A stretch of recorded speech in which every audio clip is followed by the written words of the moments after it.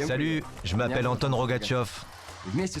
Avec le périodique Russia Beyond, nous avons concocté un projet complexe mais intéressant. Vous montrer des aventures exceptionnelles dans chaque région de notre immense pays. Ce que nous avons choisi, vous pouvez le refaire à votre tour.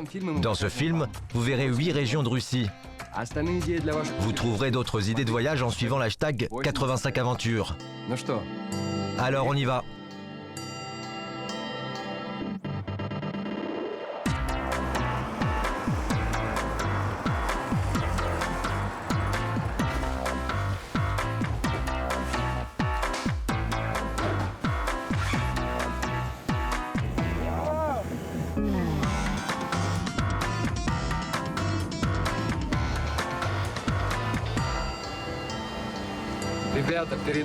Les amis, je passe le bonjour à la côte de Crimée, à Adler, à Napa, à tous ceux qui n'ont pas trouvé un coin de plage ou une chaise longue libre pour se coucher.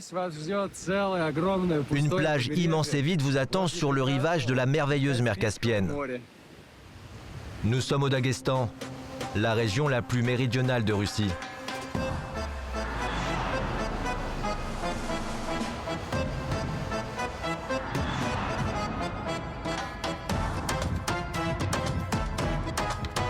J'ai décidé de venir ici parce que je voulais voir d'où vient Rabib. Au Daghestan, pas besoin d'expliquer de quel Rabib il s'agit. Tout le monde connaît Rabib Nurmagomedov, champion du monde d'arts martiaux. Son palmarès est de 29 victoires pour aucune défaite.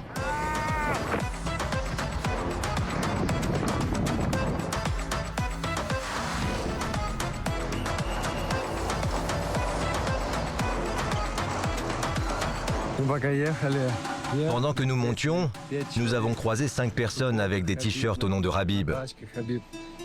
Le nom de Rabib est sur les bagnoles. Et le nom de Rabib est même écrit sur ce Kamaz. Rabib est partout. À propos, le village le plus haut d'Europe est justement situé au Daghestan. À 2560 mètres d'altitude. Rabib est aussi né haut dans les montagnes. C'est ici. Je suis à la base d'entraînement la plus haute.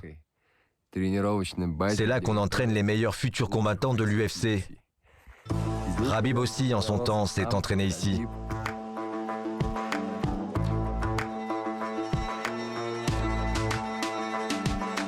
Le petit Rabib avait tout juste 5 ans lorsqu'il a commencé à s'entraîner. À l'âge de 12 ans, il a déménagé dans la capitale du Daghestan, où son père a ouvert un camp d'entraînement pour son fils et d'autres adolescents doués pour les arts martiaux. Comment se passe l'entraînement?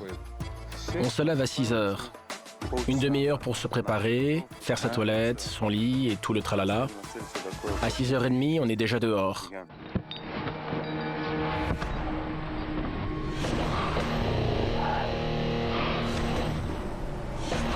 La seule chose qu'on fasse ici, c'est s'entraîner. 2 heures le matin, 2 heures avant le déjeuner, 2 heures après le déjeuner. Rien que l'entraînement, aucune distraction.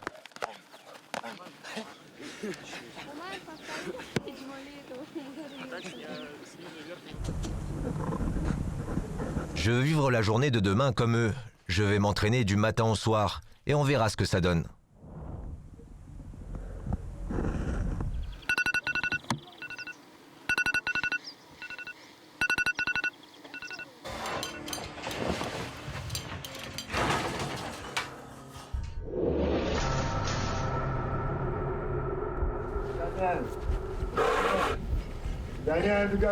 Plus vite, attention.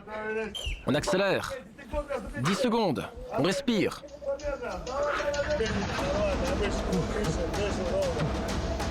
J'y suis allé trop fort.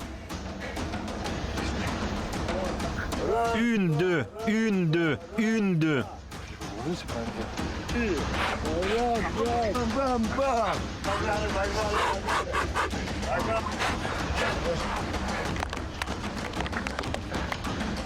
Deuxième heure d'entraînement. L'entraînement est dur.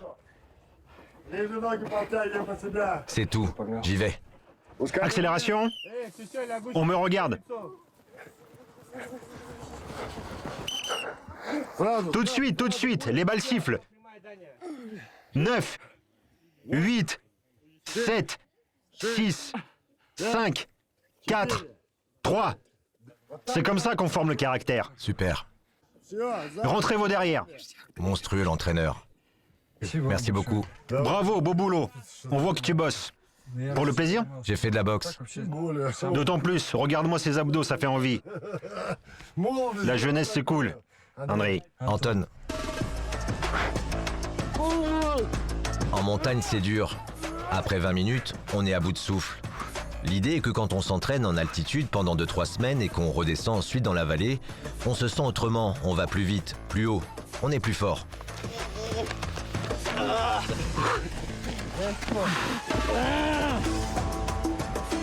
J'ai les bras tout ankylosés.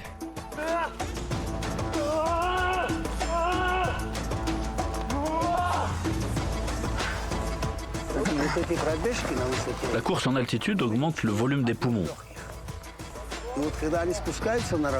Quand ils descendent dans la vallée, ils ne sentent pas la fatigue.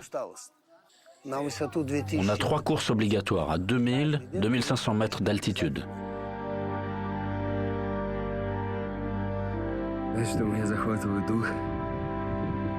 J'en ai le souffle coupé. Je ne peux rien dire parce que je ne suis encore jamais monté aussi haut.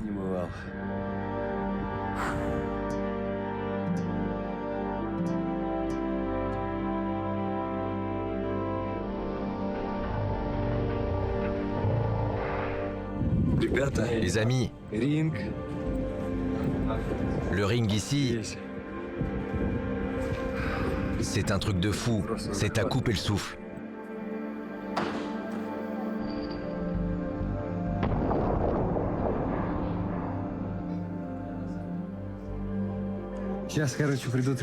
Les gars vont arriver et je vais me mesurer à eux.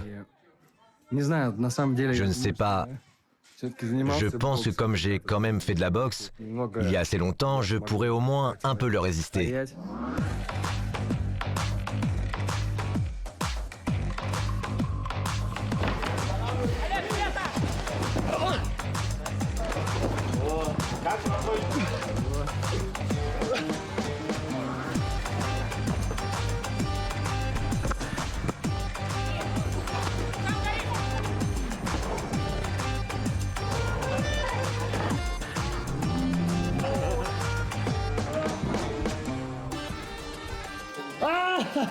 Assez, assez. C'est un procédé comme ça, c'est ça?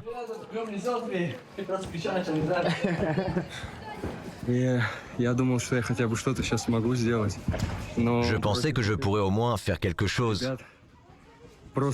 Mais avec des gars comme ça, je n'ai rien pu faire. On m'a jeté 6 fois sur du dur. Mais pour eux, c'est tout facile et tout simple.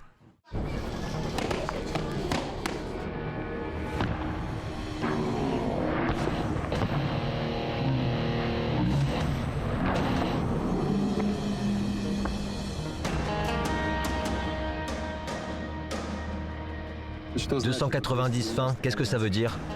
C'est 29-0, le palmarès de Khabib. Ah, 29 victoires. Bah oui. Ces gars m'ont inspiré. Quand je suis rentré chez moi, j'ai fait du sport tous les matins pendant 1 mois et demi.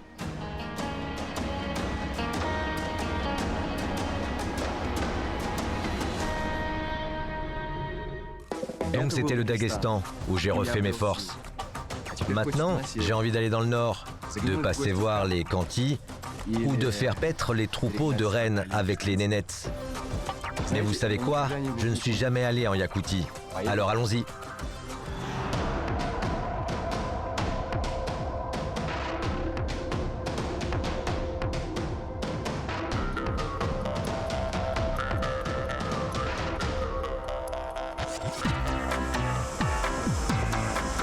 C'est la Yakoutie qui détient le record de la plus basse température dans l'hémisphère nord, moins 77,8 Celsius. En janvier, la température moyenne est de moins 57 degrés.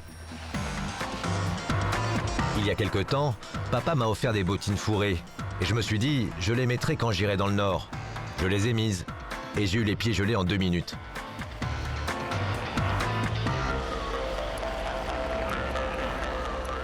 Les grands froids sont déjà passés. J'ai sur moi 3 pantalons et 4 pulls. Et un pantalon de ski en plus. Selon les croyances populaires, les grands froids sont déjà passés. Le taureau a perdu une de ses cornes, il ne lui en reste qu'une. Elle tombera bientôt, le 14 février. Et il fera chaud, c'est ça?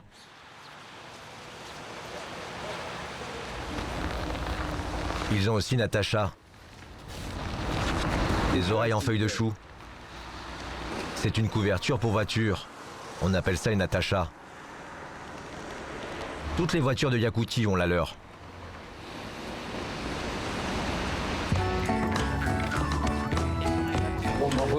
Vous n'avez pas froid dehors toute la journée? Non, il ne fait pas froid. Les grands froids sont passés. Il faisait combien? Entre moins 49 et moins 52.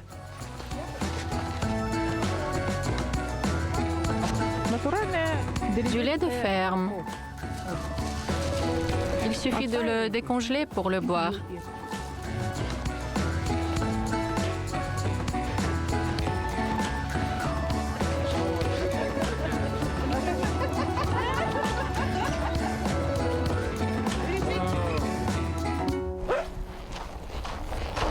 Combien de chiens avez-vous en tout? 40. 40 chiens? On fait connaissance? Ça, c'est Scarabée. C'est le plus calme, on dirait. Oui, oui. Tout timide. Ils n'ont pas froid? Bien sûr que non. En Yakoutie, le premier chien domestique est apparu il y a environ 30 000 ans, alors que c'est 12 000 en moyenne dans le monde.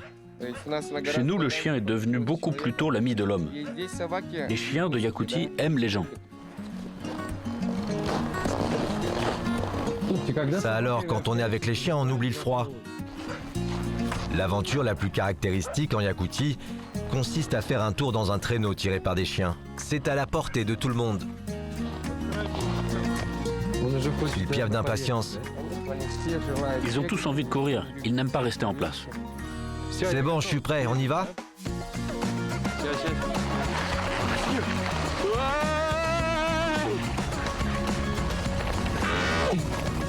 Eh, comment? Vous ne m'avez pas pris à les arrêter.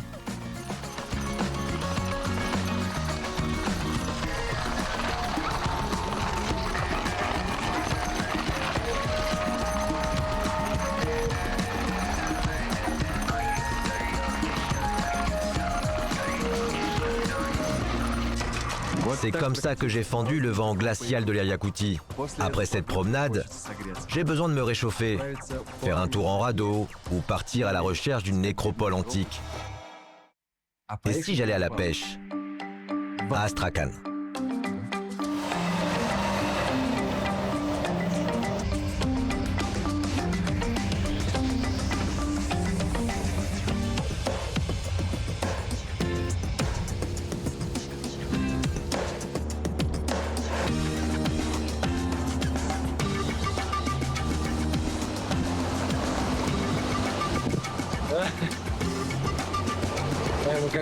On a l'impression d'être quelque part en Afrique ou en Amazonie. Astrakhan, c'est là où la Volga se jette dans la mer Caspienne. C'est l'une des régions les plus poissonneuses de Russie. On y pêche toute l'année. Au 19e siècle, on y pêchait les 2 tiers du poisson de l'Empire russe. En URSS, les produits issus de la pêche fabriqués dans la région d'Astrakhan faisaient partie de la ration des cosmonautes.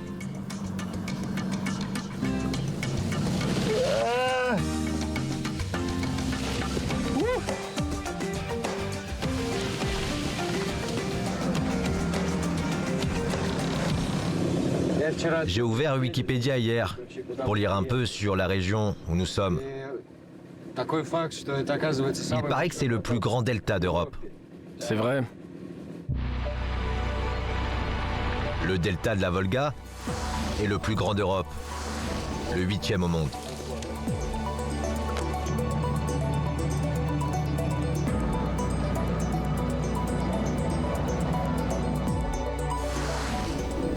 Comment tu arrives à te rappeler de toutes ces routes? Tu te rentres bien dans le métro à Moscou. Tu connais toutes les lignes, pas vrai? Il n'y a pas besoin d'avoir le permis pour conduire une barque? Comment ça, pas besoin? Bien sûr que si. Il faut un permis. Il faut tout. Donc je ne peux pas prendre une barque et m'en aller? Non. Ah, dites donc, c'est le permis pour la barque, c'est ça? Oui, permis de conduire la barque. Et si je suis ivre, on me retirera mon permis? On peut aller jusqu'à te confisquer ton véhicule. Eh bien les gars, donc le code de la route fonctionne aussi sur l'eau. Bien sûr.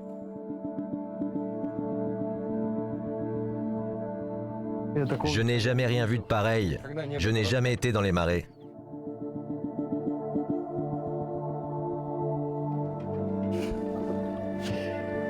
Tu sais comment lancer ta ligne? Je sais lancer. Regarde, tu lances. Bon, Et tu attends. Déroule un peu plus de ligne. pour qu'elle aille au fond? Oui. Tu regardes le bout de la ligne. 2 ou 3 coups de moulinet. Regarde. Quel est le plus gros poisson que vous avez pris ici? Un silure. De combien de kilos? 68. 68? Comme cette barque à peu près. Ou comme moi. Vous croyez que je peux avoir la chance de prendre quelque chose?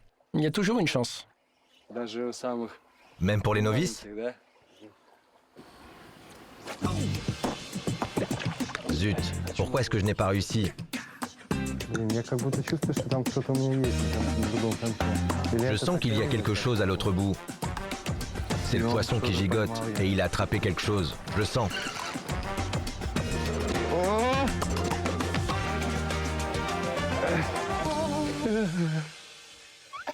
Bravo, Anton. Après ça, on se prend en jeu comme un enragé.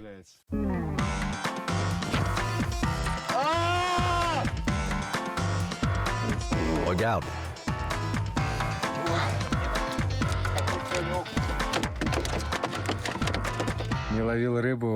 Ça doit faire 8 ans que je ne suis pas allé à la pêche. La dernière fois, j'étais en 5e classe. Et cette fois, top. Carrément trop cool.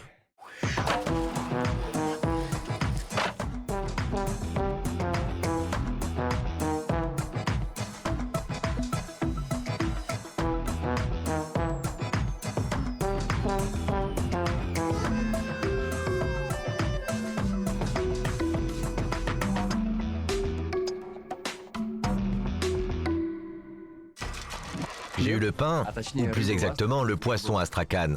Maintenant, je veux des jeux. J'ai entendu dire que dans la région de Pskov, on peut monter en montgolfière. Et qu'en Rakassi, on peut observer l'ouverture du barrage d'une centrale hydroélectrique. Mais je préfère aller en Bouriatie, voir un chaman.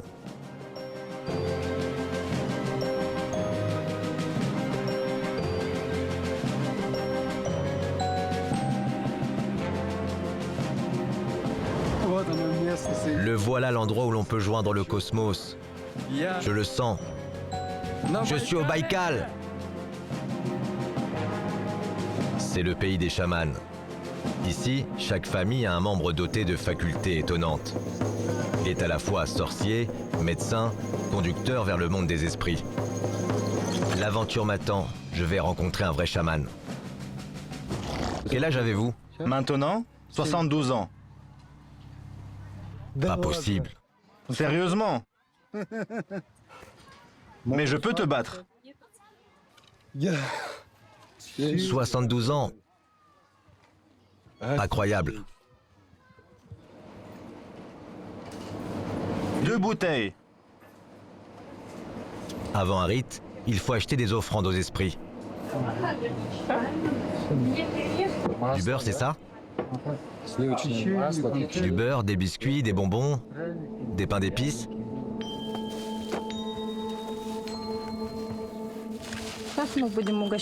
Maintenant, nous allons traiter nos ancêtres et nos divinités.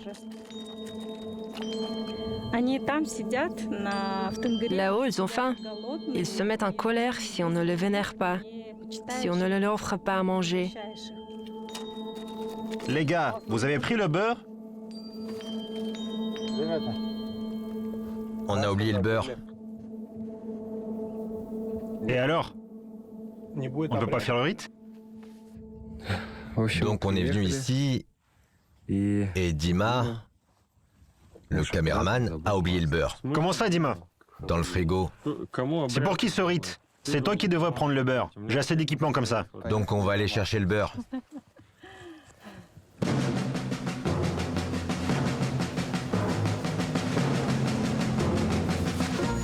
Maintenant tout va bien.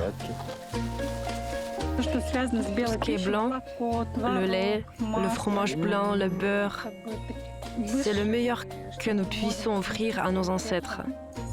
L'idéal, c'est la crème liquide. C'est pour ça que le beurre était important? Oui, le beurre est important.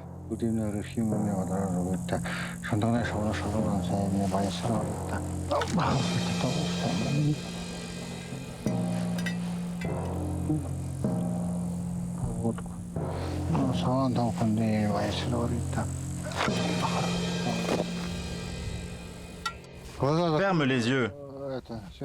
Tiens-toi tranquille. Ferme les yeux.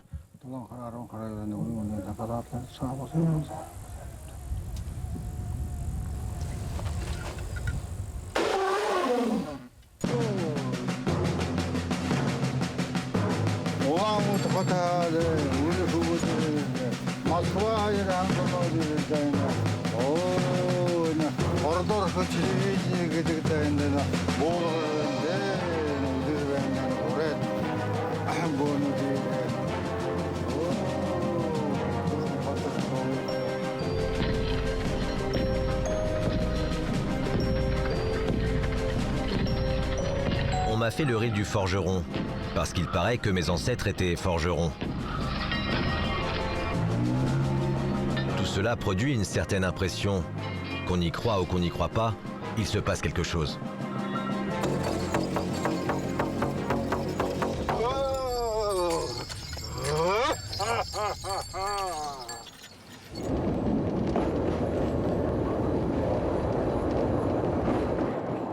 Dis papa, grand-mère avait un samovar? Un samovar, oui. J'ai vu un chaman aujourd'hui et il a dit, je vois ta grand-mère soignée. Elle avait un samovar en cuivre et elle est en train de prendre le thé avec ce samovar. Non, il a dit qu'elle vivait près d'une rivière. Et c'est vrai qu'elle vivait près d'une rivière. Non, c'est pas des bêtises. Mais non, papa, tout va bien. Toutes les grand-mères ne vivent pas au bord d'une rivière.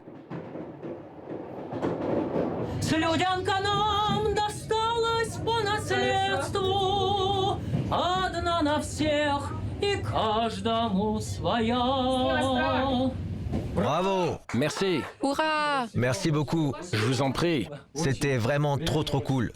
Vous sortez? Très content que ça vous ait plu. Les gars, dehors! Allez, pas le temps. Bonjour. On continue. Les gars, je suis à l'avant de la locomotive. On a grimpé ici, là, voilà. Le voilà le Baïkal, et me voilà moi. Ça fait un peu peur, évidemment. Il fait froid, humide, mouillé, mais c'est beau.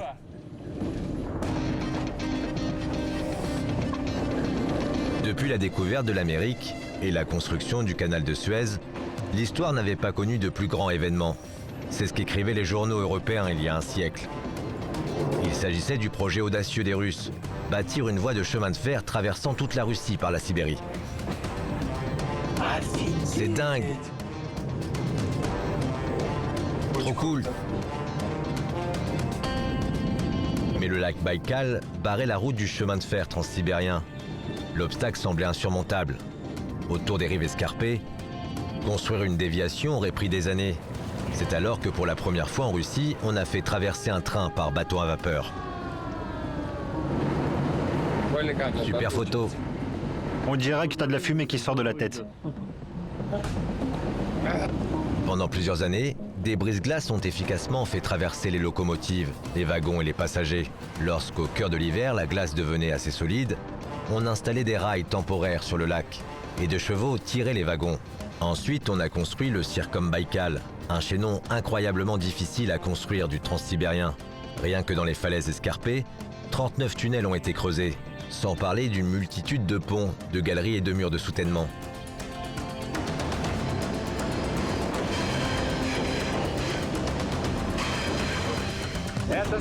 C'est le tunnel le plus long. Il est tellement droit qu'on peut voir la lumière au bout du tunnel. Aujourd'hui, seuls les trains touristiques empruntent l'ancienne voie. C'est l'une des principales curiosités de la région, presque comme le Baïkal et le poisson du Baïkal. Je veux embrasser le Baïkal. Prends-moi en photo. J'étreins le Baïkal. Viens, on va l'étreindre ensemble. Je vais me mettre de côté et on fera la photo, qu'on voit un peu le train. C'est fait. Étreindre le Baïkal. J'ai marché vers l'eau et je dis « Salut Père Baïkal, Mère Galina est venue à toi. »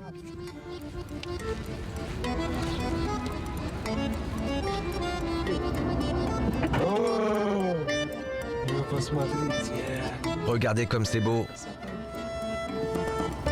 Ne filmez pas notre poisson.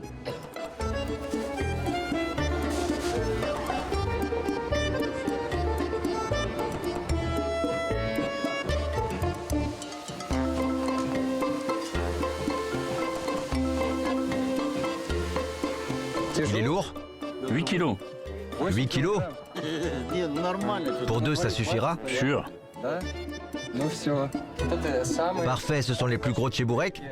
Oui, Où? de tout le district de Tunka. De tout le district de Tunka? Oui. Et pourquoi vous posez des questions, hein?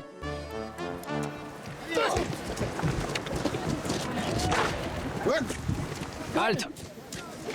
Amène-le par ici. Vous arrêtez qui, hein? Un ouvrier, un géologue? Putain, vous n'avez rien vu. Merde, qu'est-ce que vous faites, putain?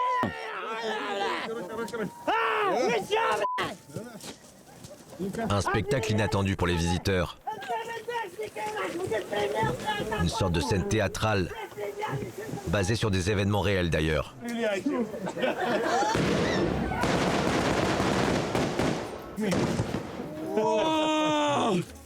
Cool? La voilà la Russie. Allez mon vieux, ça suffit. Au suivant.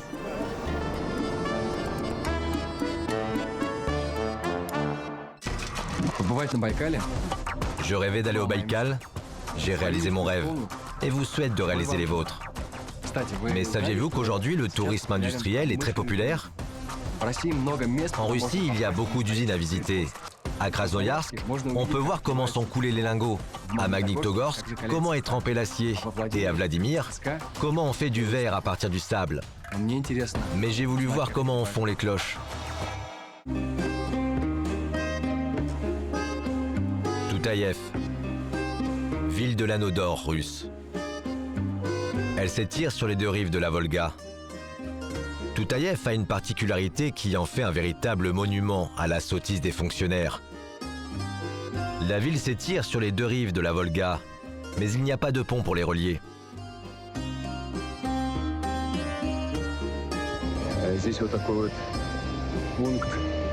Il y a ici un point d'attente pour les voyageurs. Une gare. Une gare? Nous l'avons fait pour nous-mêmes. C'est assez sympa. On a mis des canapés pour que les gens n'aient pas froid. Voici un feu de camp. C'est ici que les bateliers attendent, c'est l'embarcadère. La traversée ne coûte que 35 roubles par personne.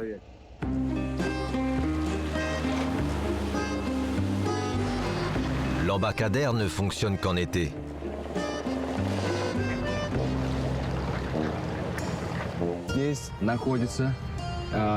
C'est ici qu'est située la fonderie des frères Chougalov, où l'on a remis en usage les recettes anciennes de fonte des cloches.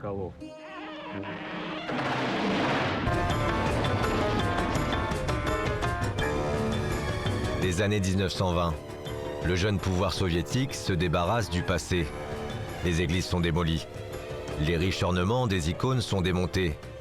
Les pierres précieuses désincrustées et vendues en fonction de leur catégorie. Quant aux cloches, elles sont refondues.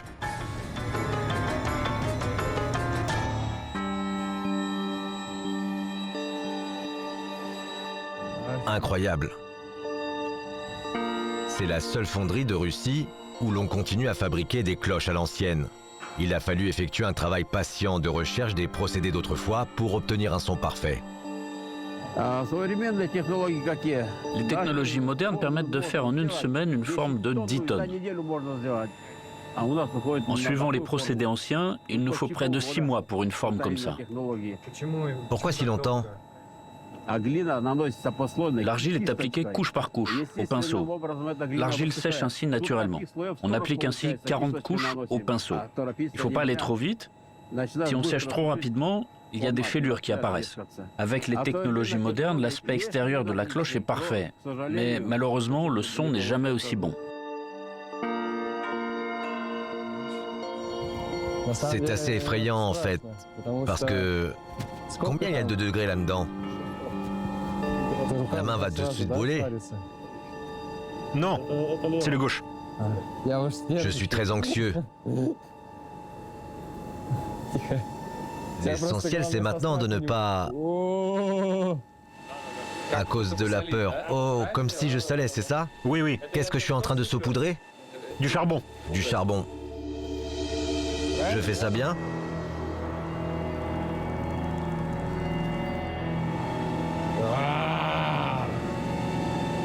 Je fais de la potion magique. Très chaud, c'est très chaud. Je ne sais pas comment les gens font pour travailler ici. La voilà la naissance d'une nouvelle cloche.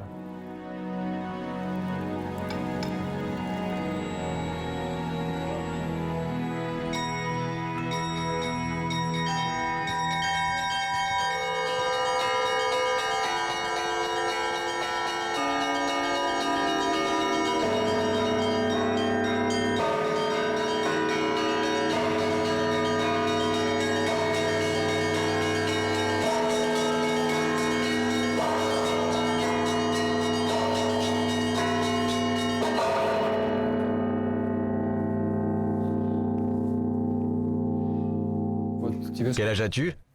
14 ans. Tu es sûrement le plus jeune sonneur. J'aime beaucoup le son des cloches. Quand vous montez, que vous tirez les ficelles, la musique résonne au bout de vos doigts, c'est vous qui dirigez et c'est très agréable. Comme ça, l'auriculaire, oui, comme ceci, tire sur le battant de la cloche. Maintenant, relâche un peu. On monte, on descend, on monte, on descend. Vas-y. J'ai eu du mal à me mettre à sonner, ne serait-ce qu'un tout petit peu, parce que quand vous êtes dans une église, c'est assez impressionnant. C'est une responsabilité, ça rend nerveux. On va faire comme ça, je vais sonner, et ensuite je te laisse la main, et toi tu... Je corrige le tout.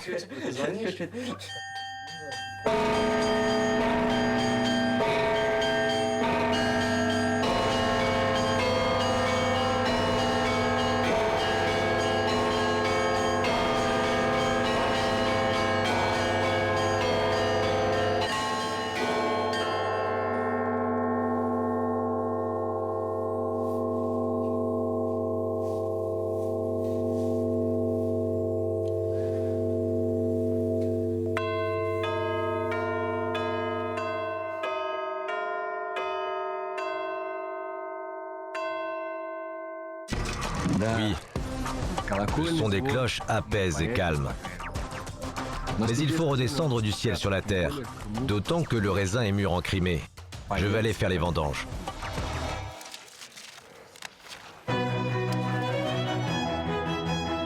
C'est l'un des meilleurs vignobles de Russie.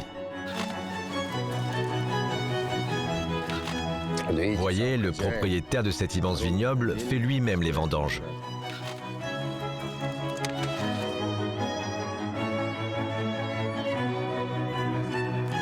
J'étais sommelier à Moscou depuis 15 ans quand je suis allé pour la première fois à l'étranger. J'ai vu comment étaient organisés les petits vignobles familiaux. Il m'a semblé que c'était une vie intéressante, que c'était comme ça que j'avais envie de vivre. Il a trouvé ces terres après avoir longtemps cherché. Il faut que la couche de terre, que l'inclinaison de la pente et tout le reste correspondent. Il y a tellement de choses qu'il faut prendre en compte et respecter pour faire du bon vin. Des viticulteurs de toute la Russie viennent le voir pour profiter de son expérience. Vous êtes bénévole? En quelque sorte. Nous venons aider pendant une semaine. Et vous êtes sûrement payé? Non, en fait, c'est nous qui payons. Pas possible. Rendez-vous compte, les gens payent pour récolter, pour ce qu'ils récoltent, et ils ne sont pas payés. Oui, il faudrait sans doute revoir ça. Oui, c'est curieux. Je me demande combien coûte une semaine de vendange. 1000 $? Dégustation inclus?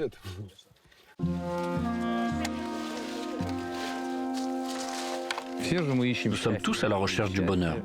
Le bonheur est une substance éphémère, je pense qu'à la campagne, dans la nature, il est beaucoup plus facile de le trouver que dans une grande ville. Tout le monde est occupé à quelque chose qu'il aime, tout le monde profite de la vie. Le bonheur est dans l'air. Je suis de Moscou. Super. Oui, j'ai passé toute ma vie à Moscou. Je me suis approché, j'ai vu quelqu'un irradiant de bonheur.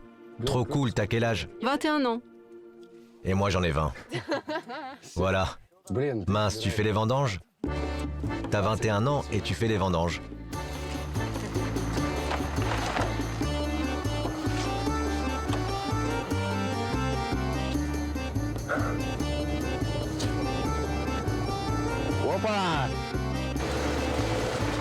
Le raisin est ici considéré comme un symbole divin. Il est biologique, c'est-à-dire qu'on n'utilise pas d'engrais chimiques. La vigne est arrosée de purin d'ortie, et franchement, je n'ai jamais mangé d'aussi bons raisins.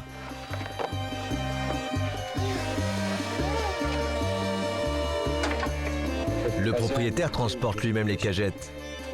Lui-même. Vous avez vu ça quelque part? Tout est fait à la main. Toutes les bouteilles qui sont sur les rayonnages passent par nos mains.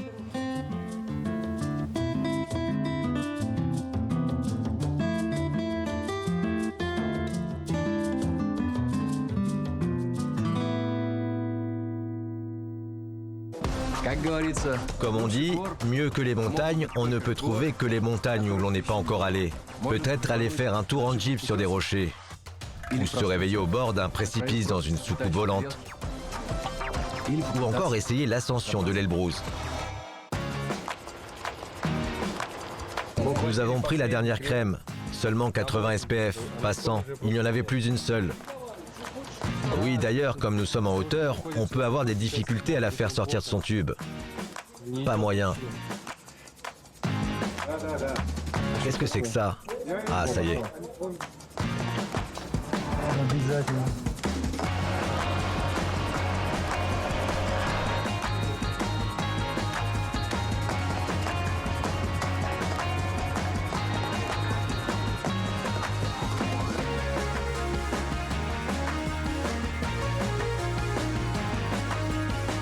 Merci. Formidable. On nous a déjà donné un indice solaire un peu meilleur.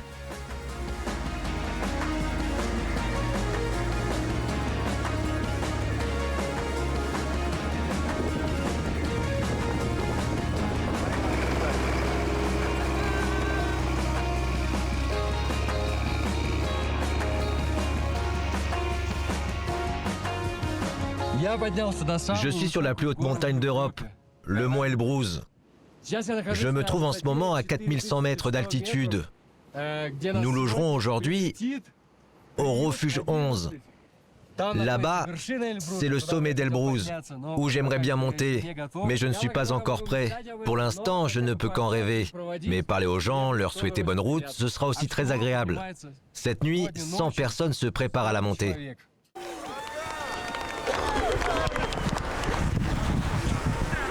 Cet événement a lieu en l'honneur du centenaire de la République de Kabardino-Balkarie. 100 personnes vont gravir le sommet en même temps, 50 personnes d'un côté, 50 de l'autre.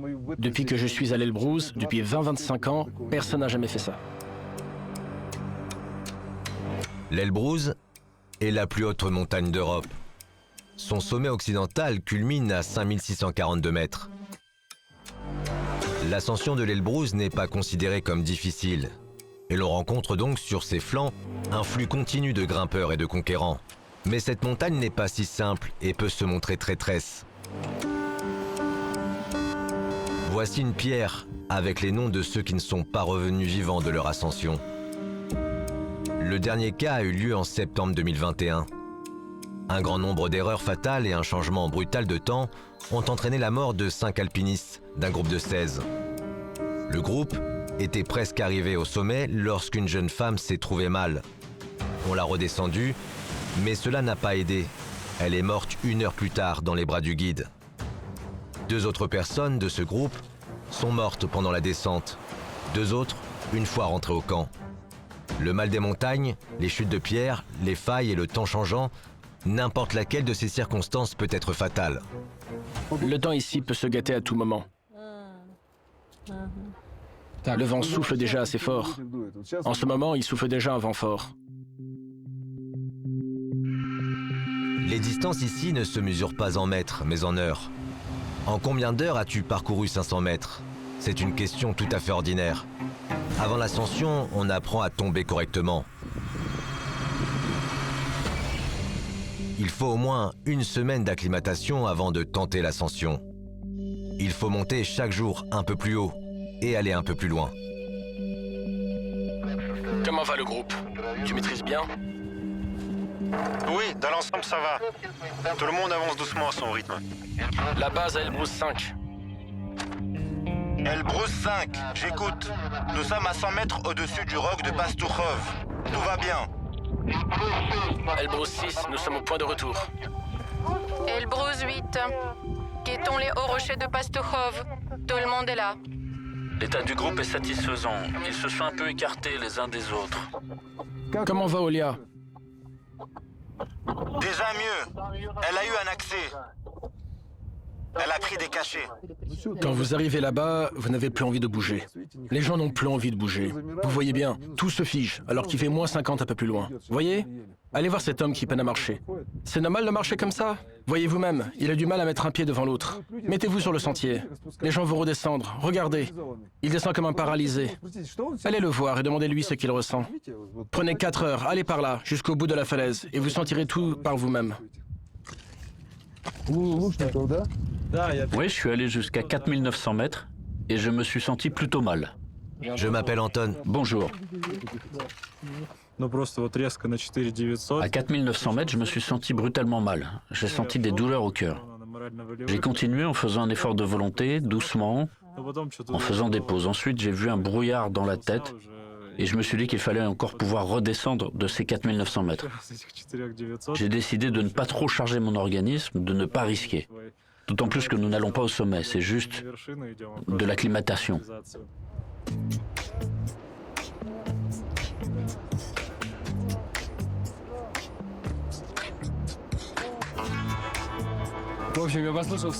J'ai écouté toutes ces horreurs sur la montée et eu envie d'essayer.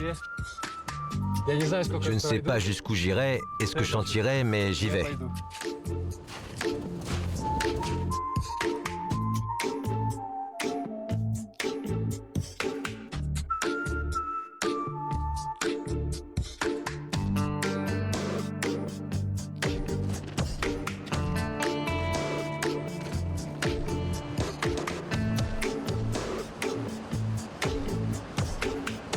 À un moment, mon cœur a commencé à faire tout. Je me suis arrêté. Ça va mieux, mais le cœur bat toujours tout. Et j'ai l'impression que mon cerveau va éclater.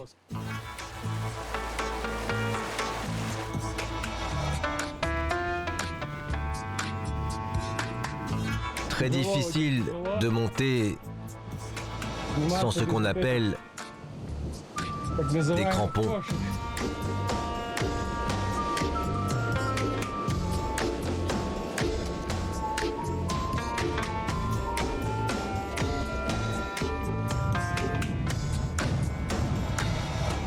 Alors, on continue? Encore une centaine de mètres, je pense. Nous n'avons parcouru que 200 mètres et on dirait qu'on a fait 3-4 kilomètres. Nous avons fait 250 mètres en 40 minutes.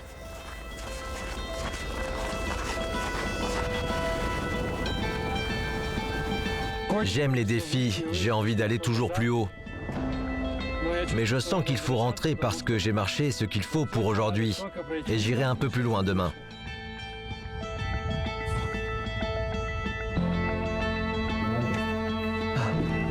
Anton, qu'est-ce qui se passe? J'ai le nez qui saigne. Assieds-toi. Il faut y aller doucement, comme les cosmonautes.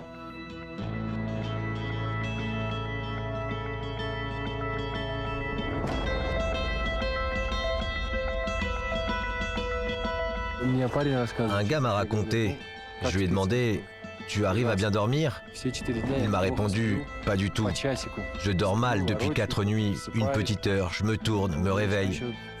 Comme il dit, il y a déjà pas beaucoup d'oxygène ici, et là encore moins, avec 8 personnes par chambre. Je suis gelé. Mais nous sommes installés comme des rois, à 3. Les autres dorment à 5 en haut.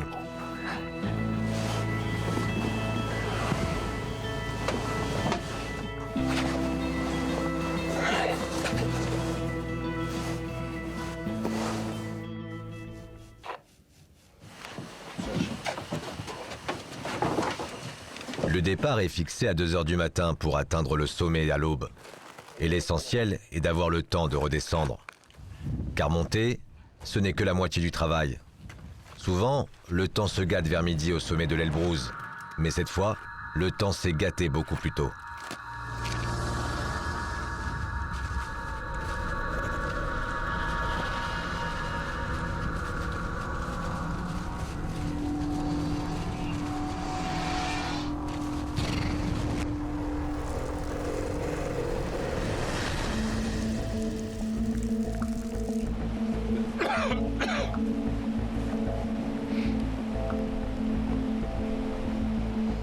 Les équipes de secours ferment la montagne au niveau du col. Terminé. Tout le monde descend. Les sauveteurs ferment la marche. On ferme la montagne. En haut, il y a un orage et un ouragan. Tous les groupes Elbrouz. Faites demi-tour, tout le monde redescend. On descend. Elbrouz 16, reçu. 10 et 12, reçu. Commençons la descente. Elbrouz 3, bien reçu. Avant de quitter le sommet, redescendons.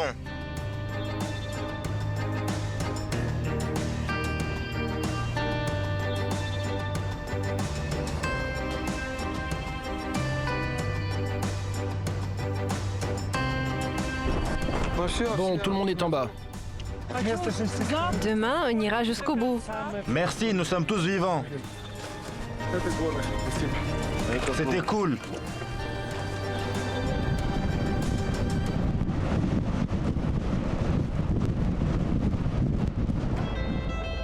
Cette nuit a été la plus étonnante, la plus effrayante et la plus drôle de toute ma vie. J'ai tout eu, la neige, la pluie, la grêle. Malgré la peur, j'ai maintenant envie de gravir l'Elbrouz jusqu'au sommet, faire provision de courage. Pour résumer, pendant cette année de voyage, j'ai fait mon premier vol de longue durée. Je me suis baigné pour la première fois dans la mer. J'ai été pour la première fois dans un vignoble. J'ai fait pour la première fois du snowboard tiré par des chiens. Et pour la première fois, je me suis baigné dans une cascade. J'ai beaucoup appris sur la Russie en voyageant vers toutes ces destinations. Et surtout, j'ai appris à mieux me connaître. Nous ne vous avons montré qu'une petite partie.